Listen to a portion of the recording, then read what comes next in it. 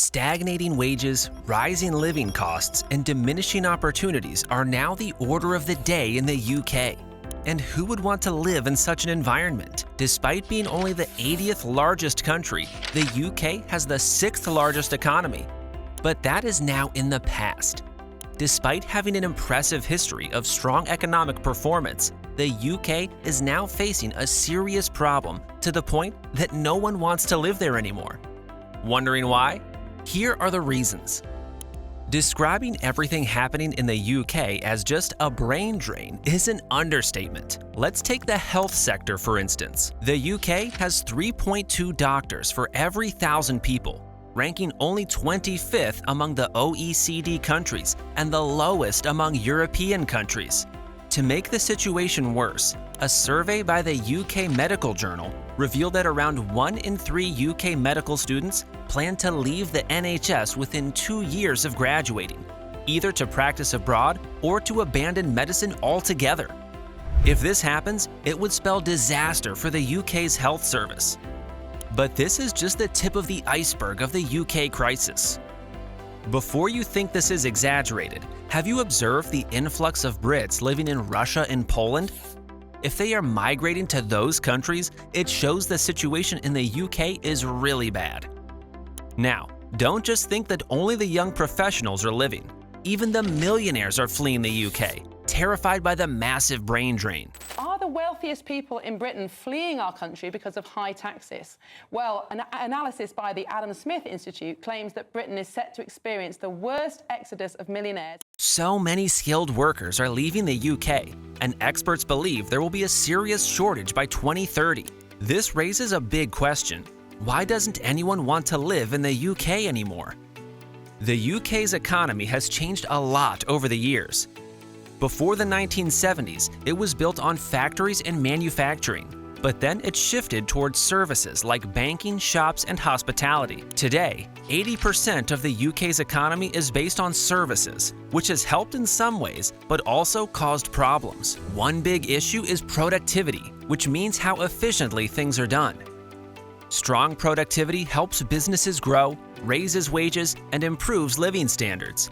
However, in the UK, productivity has struggled, making life harder for workers and slowing down the economy. When productivity is strong, the economy grows, wages rise, and life gets better. However, when productivity is weak, everything slows down. People struggle to afford things, businesses don't expand, and the UK falls behind compared to other countries. With fewer skilled workers staying, this problem might get even worse. Since the 2008 financial crisis, the UK's productivity growth has languished at a mere 0.4% per year, falling far behind the average of the 25 richest OECD countries. The UK's productivity gap compared to France, Germany, and the US has doubled. It now stands at 18%, costing the UK £3,400 in lost output per person. You might be wondering how productivity relates to people leaving the country. When a country's productivity is low, it slows down the economy and makes life harder for the residents. This brings us to the next reason why people no longer want to live in the UK. Imagine spending years at a top UK university, working hard, and finally landing a job, only to find out that your salary hasn't really changed in over 15 years.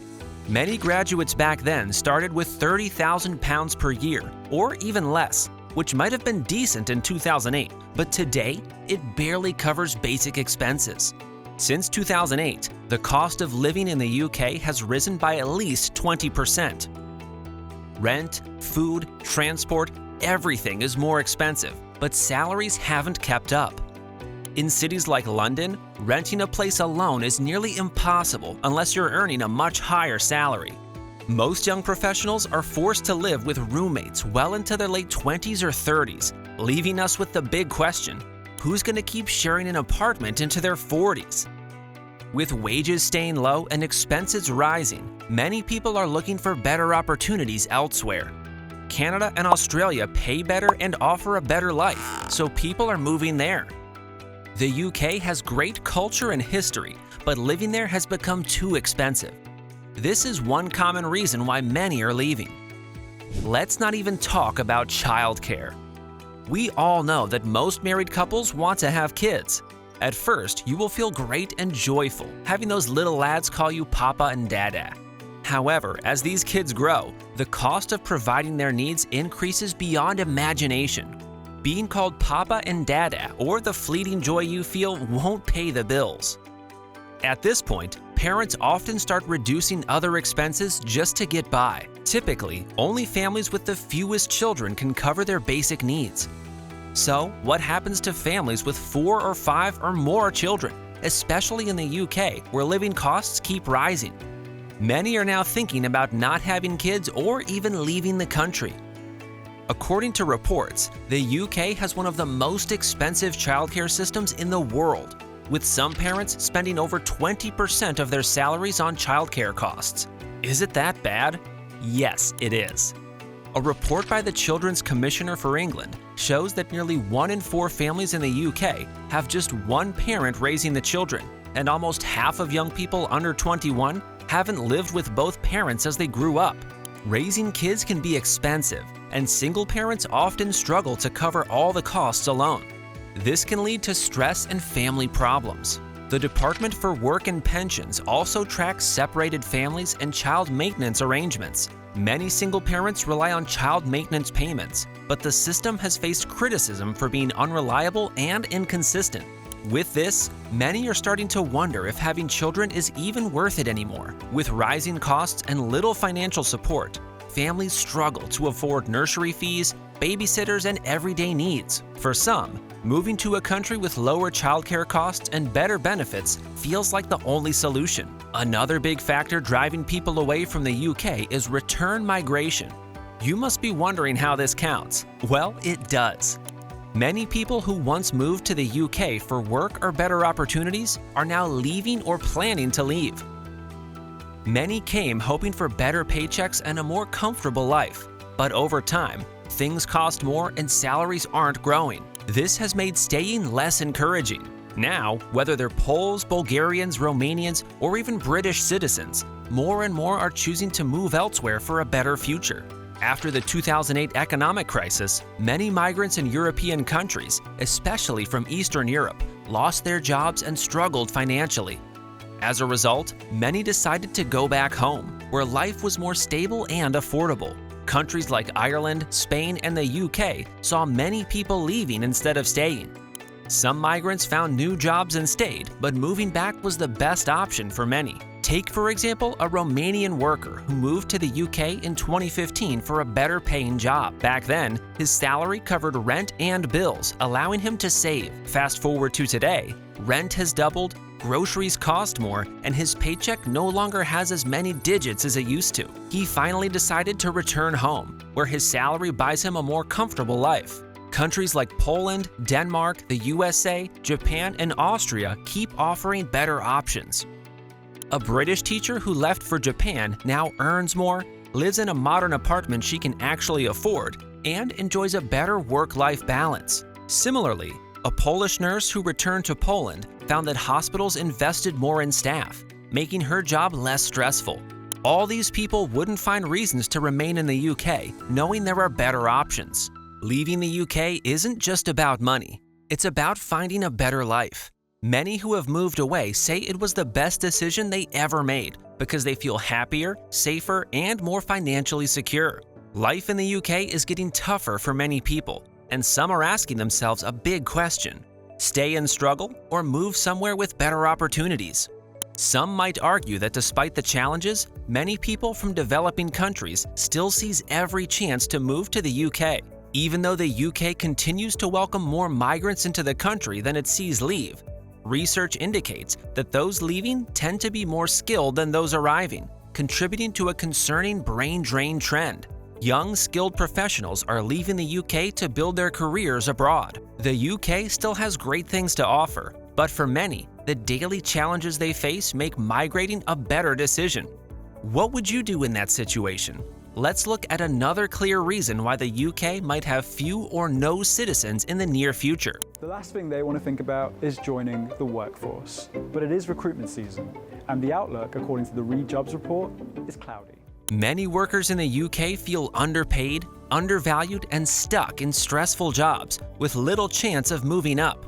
We all know that everyone deserves to be treated with respect, right? Well, when you look around in different organizations in the UK, bad management is a common complaint, with employees saying they are overworked, ignored, and treated unfairly. Some workplaces have toxic environments where workers are expected to do far more than their job description without extra pay or recognition. Is that fair? Stress levels are high and many employees feel burned out because bosses set unrealistic expectations and offer little support. Then, when employees can't meet the expected standard, they still have to face the consequences, which most of the time is a slash of their paycheck. Another major issue is low pay. Many jobs still pay the same as they did years ago, even though living expenses keep rising. Jobs for graduates are on the decline, and inflation has taken a big bite out of their wages. Some workers need a university degree just to get a minimum wage job, which is unfair after spending years studying. On top of that, many jobs have no real career progression, meaning people stay in the same position for years with no promotions and no salary increase. This leaves workers feeling stuck, frustrated, and exhausted. Employees also complain about a lack of respect in the workplace. Some companies treat workers as replaceable, offering zero-hour contracts or unstable jobs where people don't even know whether they'll have work next week. Many workers feel unappreciated, facing long hours, little recognition, and no real benefits. Without job security or fair wages, many are looking for better opportunities elsewhere. Countries like Canada, Australia, and Germany offer better salaries, fairer working conditions, and more respect for workers. Many UK workers are deciding to move abroad for a higher quality of life. Should we conclude that the currency is overvalued? It's about a third of what it was worth now in US dollars.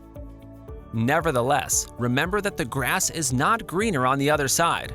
What's your take on all these? Low income, high tax, stagnant wages, flat economy, high rent prices, and on top of all that, a tax and spend fascist government. Yes, the UK does suck. Let us know in the comments. Thanks for watching. If this video was informative, like, share, and subscribe to this channel for more updates about your country's economy. Before you go, watch the other videos on your screen.